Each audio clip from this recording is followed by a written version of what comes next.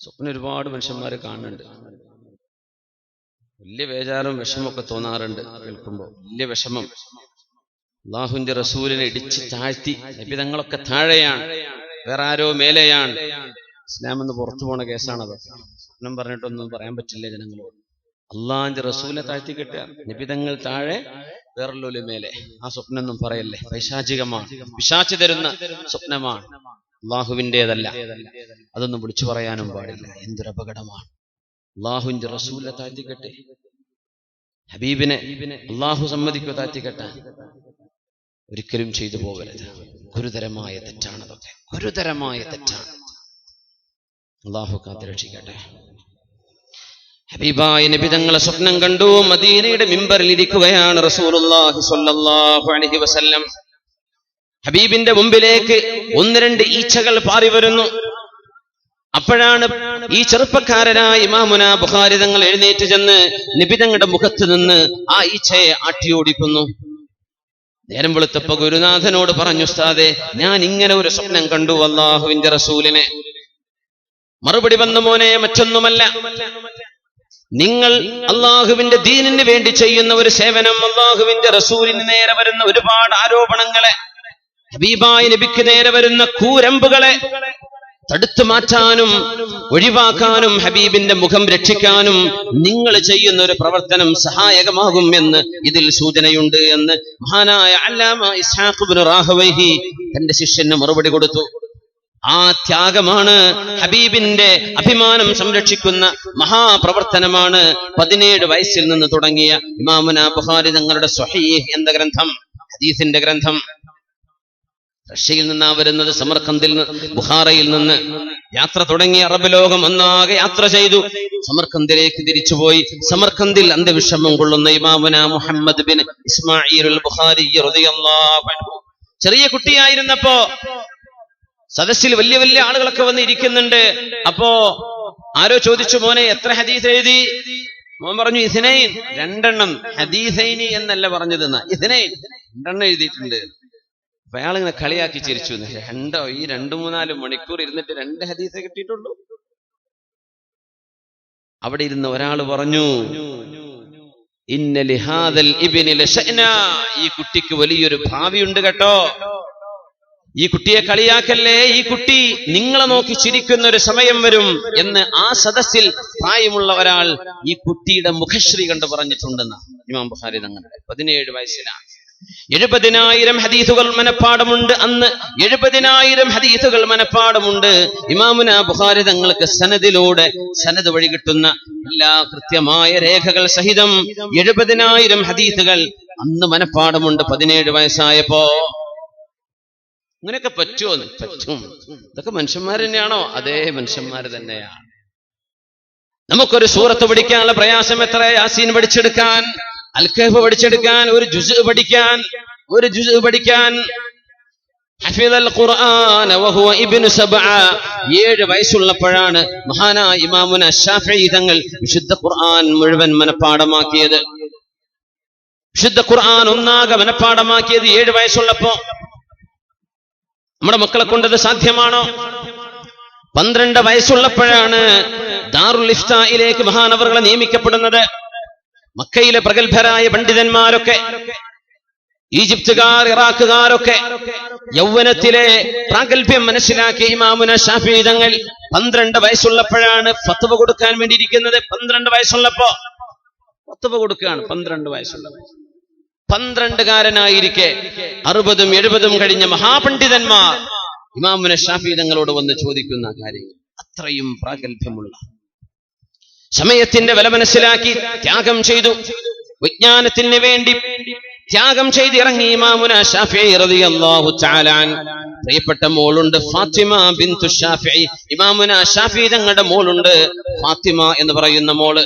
അവര് പറയുന്നു, വാപ്പ ചില രാത്രിയിലൊക്കെ എഴുന്നേൽക്കും, എന്നോട് പറയും, മോളെ വിളക്ക് കത്തിക്ക് മോളെ. ഇന്നത്തെ പോലെ സ്വിച്ചിട്ടാ കത്തൂലല്ലോ, കല്ലുരശിയിട്ട് വേണം ഒരു വിളക്ക് കത്തിക്കാൻ, ഇത്ര പ്രയാസമാണ്. എന്നിട്ട് ഫായിദ, എന്തെങ്കിലും ഒരു മസ്അല കിട്ടി, അത് ഉറക്കത്തിലാ കിട്ടുന്നത്, ഉറങ്ങാൻ കിടക്കുമ്പോഴാ, പെട്ടെന്ന് എഴുന്നേറ്റത് എഴുതി വെച്ചു, അണച്ചോളൂ മോളെ, വാതിലടച്ചോളൂ, വിളക്കണച്ചോളൂ, കിടന്നുറങ്ങി. കുറച്ചുകൂടെ കഴിയും വീണ്ടും വിളിക്കും, മോളെ എഴുന്നേൽക്കും, മോളെ ഉപ്പാക്ക് വിളക്ക് വേണം. ഫാത്തിമ എന്ന പ്രിയപ്പെട്ട മോള് വിളക്ക് കത്തിച്ചു കൊടുക്കും.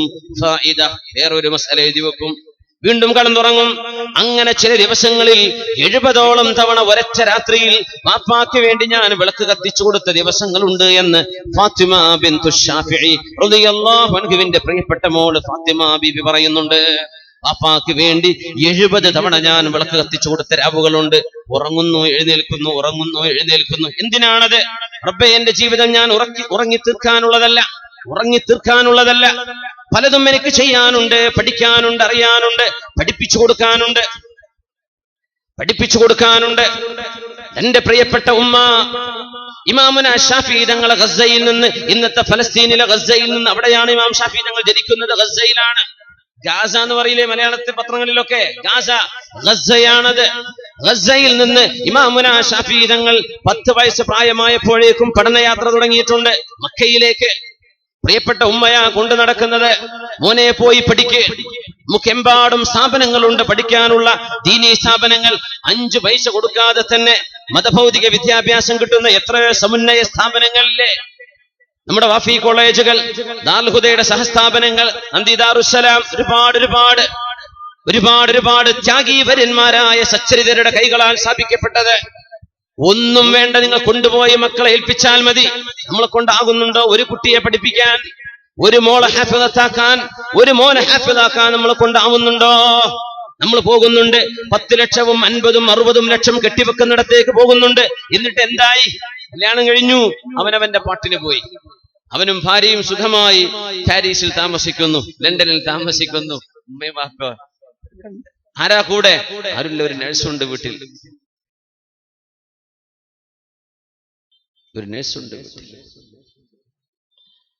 നമ്മുടെ മക്കൾ അങ്ങനെ ആയി പോകുന്നത് എന്തുകൊണ്ട്? ലക്ഷ്യബോധത്തോടുകൂടെ മക്കളെ മാതാപിതാക്കൾ വളർത്തിക്കൊണ്ടുവരാത്തതിന്റെ പേരിൽ ഇമാമുന അഹ്മദ് ബിൻ ഹംബൽ റളിയല്ലാഹു അൻഹു പ്രിയപ്പെട്ട ഉമ്മ, അന്ന് ചെറുപ്പകാലത്ത് വാപ്പ മരിച്ചുപോയപ്പോ, ഭർത്താവ് മരിച്ചുപോയപ്പോ അഹ്മദ് ബിൻ ഹംബൽ റളിയല്ലാഹു അൻഹു വന്ന ചെറിയ കുട്ടിയെ സൂക്ഷ്മതയോടുകൂടെ വളർത്തിക്കൊണ്ടുവന്ന ഉമ്മയാണ് അഹ്മദ് ബിൻ ഹംബൽ തങ്ങളുടെ പ്രിയപ്പെട്ട ഉമ്മ.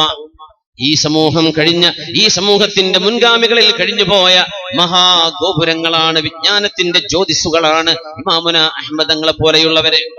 അവരാണ് സലഫ് സ്വാലിഹീൻ എന്ന് പറയാൻ, മുൻഗാമികളായ സച്ചരിതരായ ആളുകൾ.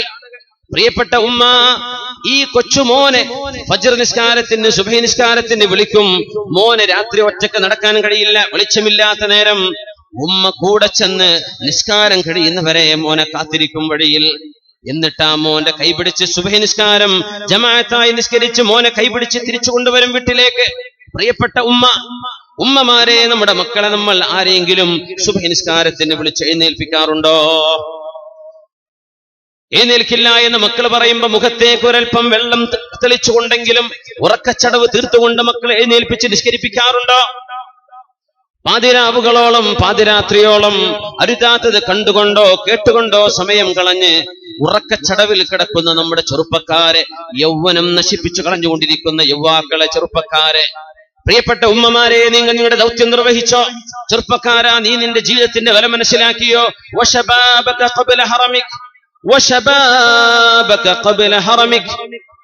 യൗവനം ഉപയോഗപ്പെടുത്തിക്കോ. നിനക്ക് വാർദ്ധക്യം വരാനിരിക്കുന്നുണ്ട്. സമയം അമൂല്യമാണ്, വളരെ വിലപ്പെട്ടതാണ്.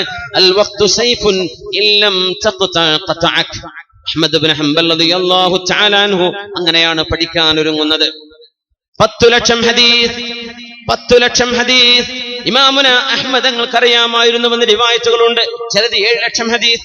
ഇമാമുന ഷാഫിഈ തങ്ങൾക്ക് 10 ലക്ഷം ഹദീസ് മനപ്പാടമുണ്ടായിരുന്നു. അത്രേ 10 ലക്ഷം ഹദീസ്. സുബ്ഹാനല്ലാഹ്, 10 ലക്ഷം ഹദീസ്. അല്ലാമ അബൂ സുർഅ റഹ്മത്തുള്ളാഹി അലൈഹി അഹ്മദ് ഇബ്നു ഹംബൽ തങ്ങൾക്ക് 10 ലക്ഷം ഹദീസ് അറിയുമെന്ന് പറഞ്ഞപ്പോ ആളുകൾ ചോദിച്ചു, യാ അബൂ സുർഅ, നിങ്ങൾക്ക് എങ്ങനെ അറിഞ്ഞു 10 ലക്ഷം അറിയാമെന്ന്? നിങ്ങൾക്ക് എങ്ങനെ അറിഞ്ഞു 10 ലക്ഷം അറിയാമെന്ന്? അപ്പൊ പറഞ്ഞു, റാജഅതുഹു മാ അഹ്മദ്. അഹ്മദ് റളിയല്ലാഹു അൻഹുവിന്റെ കൂടെ ഇരുന്ന് 10 ലക്ഷം ഹദീസുകൾ ഞാൻ എന്റെ കൂടെ ഇരുന്നവർ എനിക്ക് ഓതി തന്നിട്ടുണ്ട്. 10 ലക്ഷം ഹദീസുകളുടെ മനപ്പാഠമാക്കിയത് ശരിവെച്ചുകൊണ്ട് എനിക്ക് ഓതി തന്നിട്ടുണ്ട്. ഞാനത് കേട്ട ആളാണ്. 10 ലക്ഷം ഹദീസ് ഓതി കേൾക്കണമെങ്കിൽ എത്ര മാസങ്ങൾ കൂടെ ഇരിക്കണം, എത്ര മാസങ്ങൾ ഇരിക്കണം. നമ്മൾ 2 മണിക്കൂർ പ്രഭാഷണം വാത് കഴിയുമ്പോഴേക്കും എടുത്തു, 3 മണിക്കൂറാകുമ്പോഴേക്കും ചടച്ചു. നമ്മൾക്കൊണ്ടാവില്ല. എഴുന്നേറ്റോടുകയാണ്. മഹാനായ അല്ലാമ ഇബ്നുൽ ജൗസി റളിയല്ലാഹു അൻഹു മൈസാൻ നദിയുടെ മുമ്പിൽ വന്നിട്ട് കയ്യിലുള്ള ഉണക്കറൊട്ടി ആ വെള്ളത്തിൽ ഒപ്പി വെച്ചിട്ട് വേണം അവർക്ക് തിന്നാൻ. കറിയില്ല റൊട്ടിക്ക്, ഉണക്കറൊട്ടിയാണ്. മാമുന മാലിക് റളിയല്ലാഹു അൻഹു പറയുന്നു, ഇന്ന ഹാദൽ ഇൽമ ലാ യഅതി ബിറാഹത്തിൽ ബദൻ, ശരീരത്തിന്റെ സുഖത്തോടുകൂടെ ഈ ഇൽമു നിങ്ങൾക്ക് കിട്ടുകയില്ല എന്ന് ഇമാമുന മാലിക് റളിയല്ലാഹു അൻഹു പറയുമായിരുന്നു. ആഡംബരത്തിൽ ജീവിച്ചാൽ ഇൽമു പഠിക്കാൻ കഴിയില്ലത്രേ, സുഖത്തോടുകൂടെ ജീവിച്ചാൽ ഇൽമു പഠിക്കാൻ കഴിയില്ലത്രേ. മഹാനായ അല്ലാമ ഇബ്നുൽ ജൗസി റളിയല്ലാഹു തആല അൻഹു മൈസാൻ നദിയുടെ മുമ്പിൽ വന്നിട്ട് ആ വെള്ളത്തിന്റെ കരക്കിരുന്ന് മഹാനവറുകൾ കിതാബ് രചനയിലാണ്, പഠനത്തിലാണ്. ആ സമയം വെള്ളത്തിൽ റൊട്ടി മുക്കി വായിലേക്ക് കൊണ്ടുപോകാൻ നിൽക്കുമ്പോഴേക്കും ഒരു ഹദീസ് ഓർമ്മ വന്നു. റൊട്ടി താഴെ വെച്ച് എഴുതുകയായി. അങ്ങനെ ദിവസങ്ങളോളം ഭക്ഷണം കഴിക്കാതെ പോയിട്ടുണ്ട് മഹാനായ അല്ലാമ ഇബ്നുൽ ജൗസി റളിയല്ലാഹു അൻഹു. മഹാനവറുകളാണ് പറഞ്ഞത്, എന്നെങ്കിലും ഞാൻ മരിക്കുന്ന സമയത്ത് ഒരു തണുപ്പ് കാലമാണെങ്കിൽ ആ തണുപ്പ് കാലത്ത് ഐസുറഞ്ഞു കിടക്കുന്ന വെള്ളം ഒരൽപ്പം ചൂടാക്കിയെടുക്കാൻ, ഐസായി കിടക്കുന്ന വെള്ളം ചൂടാക്കാൻ വിറക് ആവശ്യമായി വരികയാണെങ്കിൽ കിതാബ് രചനയ്ക്ക് വേണ്ടി ഞാൻ പേന മൂർച്ച കൂട്ടുമ്പോൾ, അന്ന് കലം എന്ന് പറഞ്ഞാൽ തന്നെ ചെത്തിയെടുക്കുന്ന സാധനം എന്നാണ്. അന്ന് മുളവടി പോലെ മഷിയിൽ കുത്തിയിട്ട് വേണം 2 അക്ഷരം എഴുതുമ്പോഴേക്കും മഷി തീരും. അടുത്തത് കുത്തണം, വീണ്ടും എഴുതണം, അടുത്തത് കുത്തണം, വീണ്ടും എഴുതണം. സുബ്ഹാനല്ലാഹ്. എത്ര ഗ്രന്ഥരചനകൾ നടത്തിയവരൊക്കെ, എത്ര ഗ്രന്ഥരചനകൾ. നമുക്കൊന്ന് വായിക്കാൻ പറ്റുന്നുണ്ടോ? ഒരു പുസ്തകം വായിക്കാൻ പറ്റുന്നുണ്ടോ? എന്തേ നമുക്ക് ഇങ്ങനെ ആയിപ്പോയത് എന്ന വലിയ അത്ഭുതം. മഹാനവറുകൾ പറഞ്ഞു, നിങ്ങൾക്ക് ഒരു തണുപ്പ് കാലത്തോ ശൈത്യകാലത്തോ എന്റെ ജനാസ കുളിപ്പിക്കാനുള്ള വെള്ളം ചൂടാക്കേണ്ടി വരികയാണെങ്കിൽ ഞാൻ പേന ചെത്തിയെടുത്ത എന്റെ പേനയുടെ അവശിഷ്ടങ്ങളുണ്ട്, അതെടുത്ത് വേണം എന്നെ കുളിപ്പിക്കാൻ, അതെടുത്ത് വേണം എന്റെ വെള്ളം ചൂടാക്കാൻ. വസിയത്തുണ്ടായിരുന്നു. മഹാനവറുകൾ വഫാത്തായപ്പോ പേന ചെത്തിയ വേസ്റ്റുകൾ മുഴുവൻ എടുത്തിട്ടും വെള്ളം ചൂടായിട്ടും ആ പേനയുടെ വേസ്റ്റുകൾ ബാക്കിയായിരുന്നുവെന്ന് ചരിത്രകാരന്മാർ രേഖപ്പെടുത്തിയിരിക്കുന്നു. സുബ്ഹാനല്ലാഹ്. അത്രയും ഗ്രന്ഥരചന നടത്തിയ അല്ലാമ ഇബ്നുൽ ജൗസി ഒരു റൊട്ടി കഷ്ണം നനച്ചത് പുഴയിലാമുക്കുന്നത്. ചെറുപ്പക്കാരെ വിശിഷ്ടമായ ഭക്ഷണം അന്വേഷിച്ചുകൊണ്ട് മാത്രം ബൈക്കെടുത്ത്, കാറെടുത്ത് റെസ്റ്റോറന്റുകൾ ഊരു ചുറ്റുന്ന ചെറുപ്പക്കാരെന്ന് ആലോചിക്ക്. ജീവിതത്തിൽ ഇത്രത്തോളം നിഅമത്ത് അല്ലാഹു നൽകിയിട്ട് നിന്റെ ബുദ്ധിയെ പരിപോഷിപ്പിക്കാൻ നീ എന്ത് ചെയ്തു?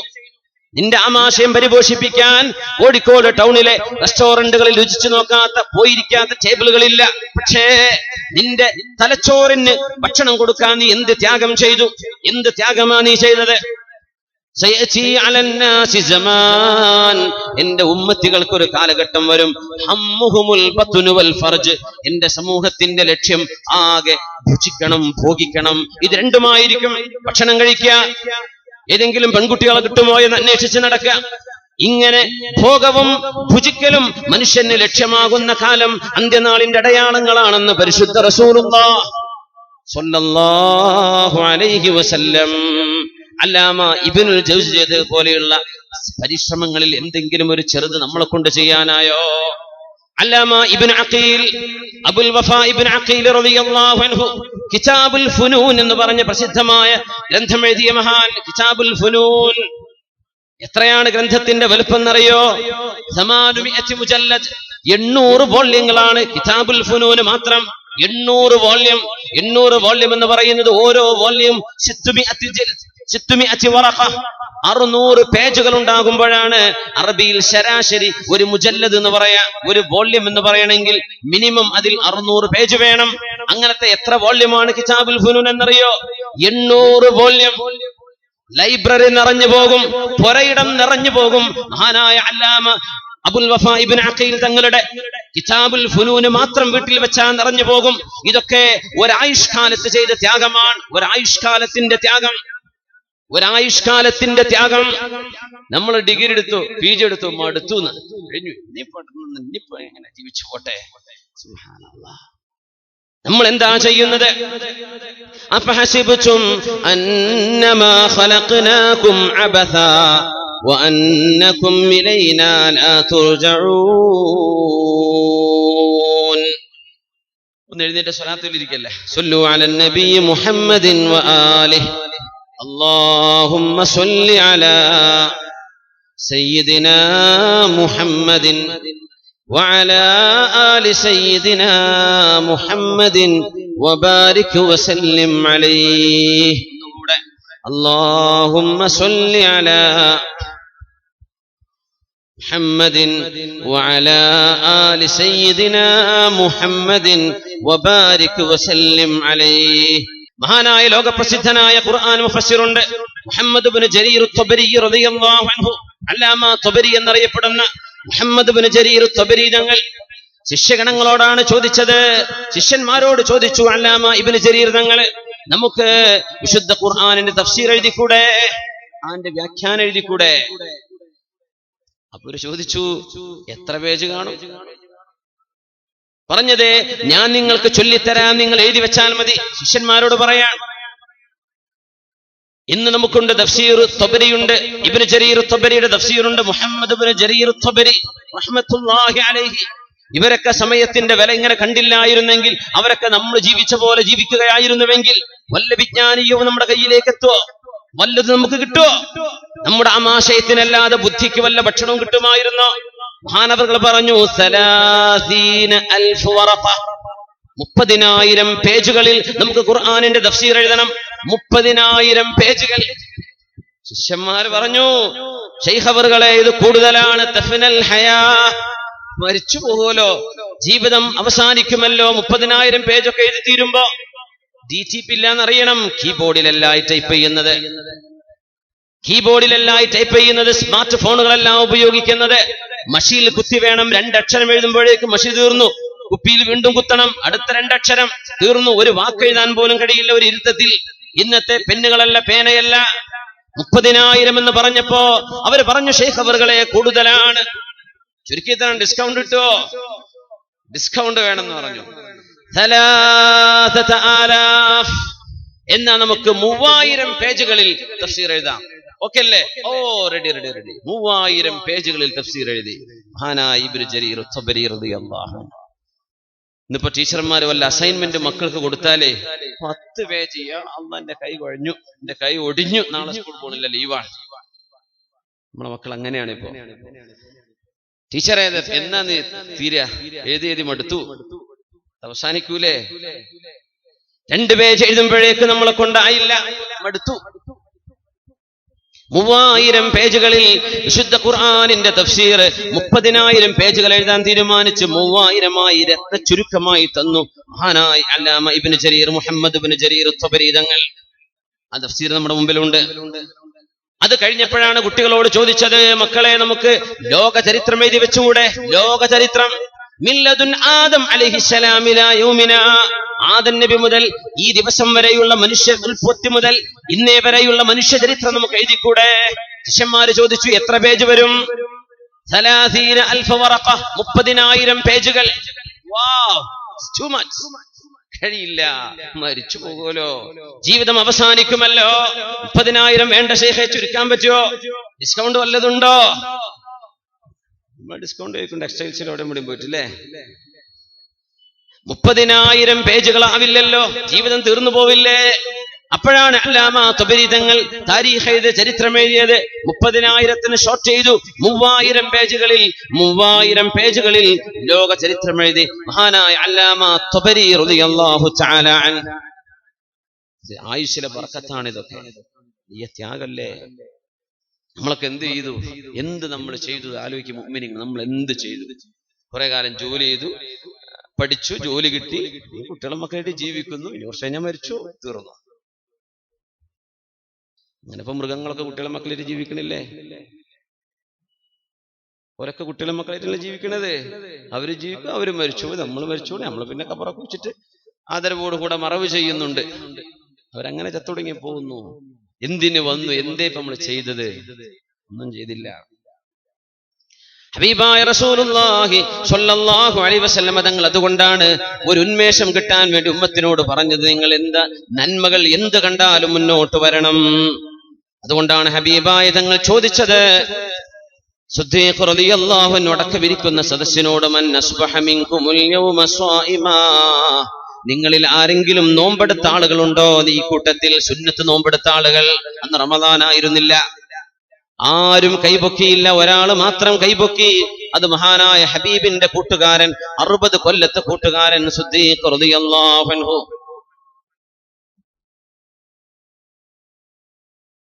മൻ അസ്ബഹ മിൻകുമുൽ യൗമ അത്അമ മിസ്കീനൻ, നിങ്ങളിൽ ആരെങ്കിലും ഒരാൾ ഇന്ന് ഒരു പാവപ്പെട്ട ആൾക്ക് ഭക്ഷണം കൊടുത്തിട്ടുണ്ടോ?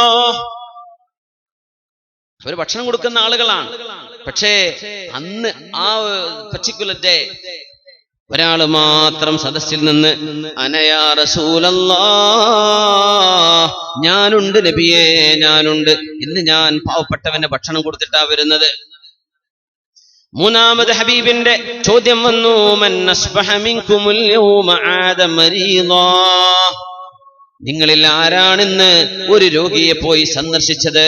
രോഗിയെ പോയി സന്ദർശിച്ചിട്ടുണ്ടോ? കോഴിക്കോട് നഗരപരിസരത്ത് ജീവിക്കുന്ന ആളുകൾക്ക് ഇത്രത്തോളം കൂലി കിട്ടുന്ന ഒരു പണി വേറെയുണ്ടോ? എത്ര ഹോസ്പിറ്റലുകളാണ് നമ്മുടെ മുമ്പിലുള്ളത്. ഒരു പണിയില്ലെങ്കിൽ ഒന്ന് കയറിയിറങ്ങ്. എമ്പാടും ടൂർ പോകുന്ന ചെറുപ്പക്കാരോടൊരു അപേക്ഷയുണ്ട്, എപ്പോഴെങ്കിലും നമ്മുടെ പരിസരത്തുള്ള ഹോസ്പിറ്റലുകളിൽ ഒന്ന് കയറിയിറങ്ങ്. Medical college ധാരാളമല്ലേ?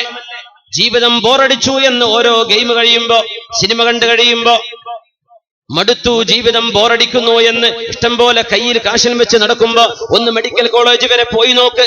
ജീവിതത്തിൽ നീ അനുഭവിക്കുന്ന ഏറ്റവും വലിയ സൗഭാഗ്യം എത്രയൊക്കെയാണ്. ജീവിതത്തോട് പെടാപാടുപെട്ട് ശ്വാസോച്ഛ്വാസം പോലും ആർട്ടിഫിഷ്യലായി നൽകിയിട്ട് കഴിയുന്ന രോഗികളെ പോയി കാണ്. നീ അറിയേ നിന്റെ ജീവിതത്തിൽ എത്ര സൗഭാഗ്യങ്ങളുണ്ട്. ഇല്ലായ്മയും വല്ലായ്മയും മാത്രം പറയുന്നവർ, എനിക്കതില്ല ഇതില്ല എന്ന് പറയുന്നവർ, ജീവൻ മരണ പോരാട്ടം നടത്തുന്ന നമ്മുടെ തൊട്ടടുത്ത് വിളിച്ചാൽ കേൾക്കുന്ന തൊട്ടടുത്ത ബേബി ഹോസ്പിറ്റൽ, നാഷണൽ ഹോസ്പിറ്റൽ ഇവിടെ, PVC ഇവിടെ കിടക്കുന്നു, മെഡിക്കൽ കോളേജ് അവിടെ കിടക്കുന്നു, എത്ര ഹോസ്പിറ്റലുകൾ, മിംസിത അവിടെ കിടക്കുന്നു. ലക്ഷക്കണക്കിന്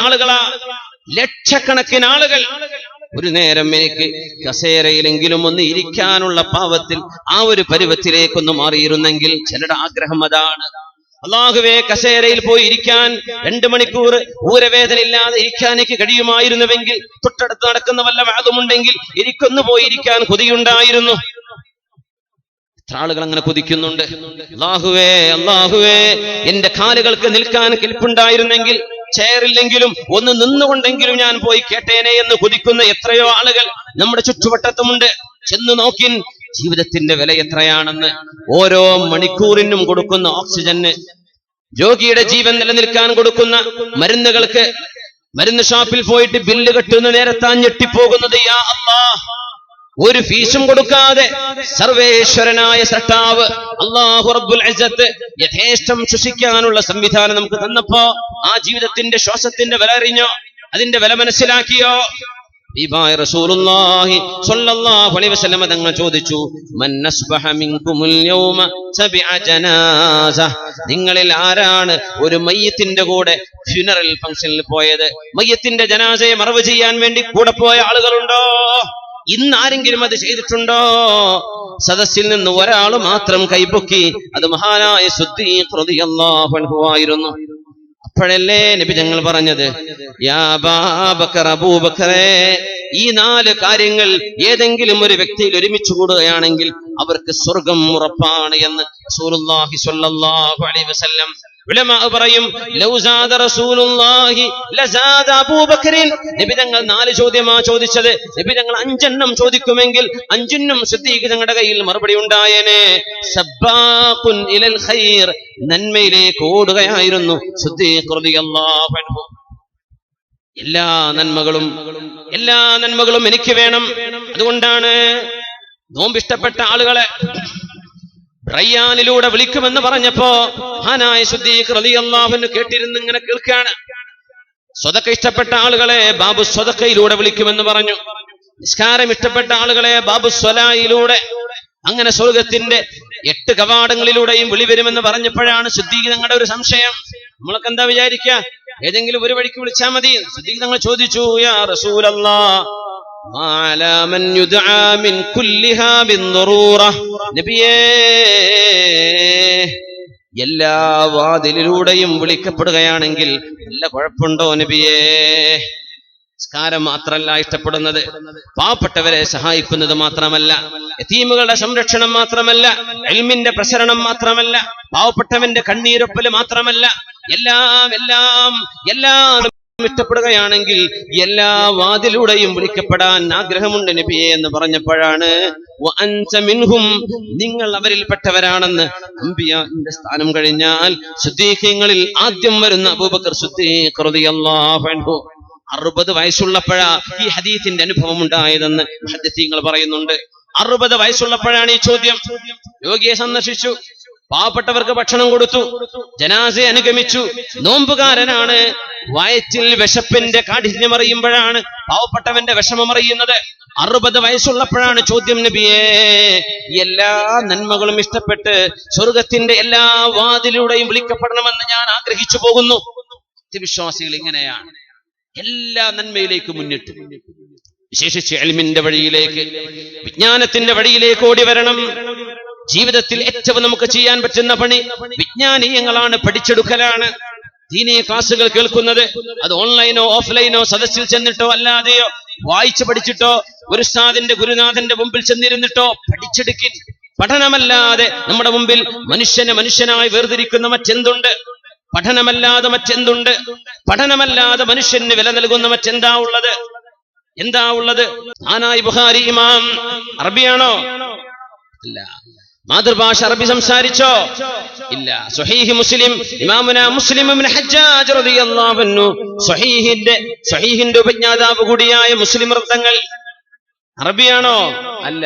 ഇമാമുന ഗസാലി തങ്ങൾ അറബിയാണോ? അല്ല. ഇമാമുന നസായി തങ്ങൾ അറബിയാണോ? അല്ല. ഇമാമുന തുർമുദി തങ്ങൾ അറബിയാണോ? അല്ല. ഇമാമുന ഇബ്നു മാജ അറബിയാണോ? അല്ല. ശുഹാകളുടെ കമ്പൈലേഴ്സ്, ഹദീസുകൾ ക്രോഡീകരിച്ച മഹാപണ്ഡിതന്മാർ എത്ര വലിയ ത്യാഗം ചെയ്തു. അറബ് ഭാഷ പഠിച്ചെടുത്തെന്ന് മാത്രമല്ല, ലോകത്തിന്റെ മുക്കുമൂലകളിലൂടെ യാത്ര ചെയ്തു. അല്ലാഹുവിന് വേണ്ടി യാത്ര.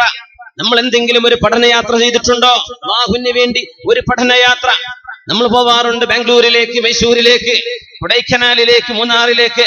അല്ലാഹു ലോകത്ത് അനുവദിച്ച ഹലാലാക്കി തന്ന ആനന്ദങ്ങൾക്ക് വിരോധമില്ല. പക്ഷേ അതിനിടയിൽ എപ്പോഴെങ്കിലും ഒരു ഇൽമു പഠിക്കാൻ, ഒരു കിതാബ് വായിച്ചെടുക്കാൻ, ഒരു പണ്ഡിതനെ ചെന്ന് കാണാൻ, വല്ലതും ചോദിച്ചു പഠിക്കാൻ ഒരു യാത്ര എപ്പോഴെങ്കിലും ഉണ്ടായോ? എപ്പോഴെങ്കിലും ജീവിതത്തിൽ പഠനത്തിന് വേണ്ടി യാത്ര നടന്നിട്ടുണ്ടോ?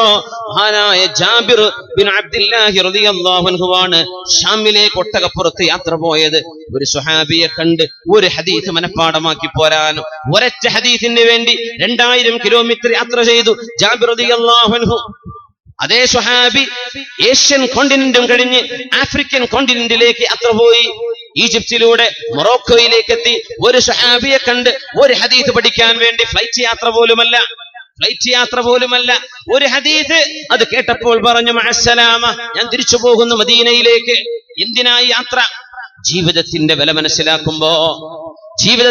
മനസ്സിലാക്കുമ്പോ അല്ലാഹു തന്ന ജീവൻ, അല്ലാഹു തന്ന ജീവിതം നശിപ്പിക്കാനുള്ളതല്ല എന്ന് തിരിച്ചറിയുമ്പോ കർമ്മബോധം വരും, ഉന്മേഷം വരും, ത്യാഗം ചെയ്യാൻ തോന്നും.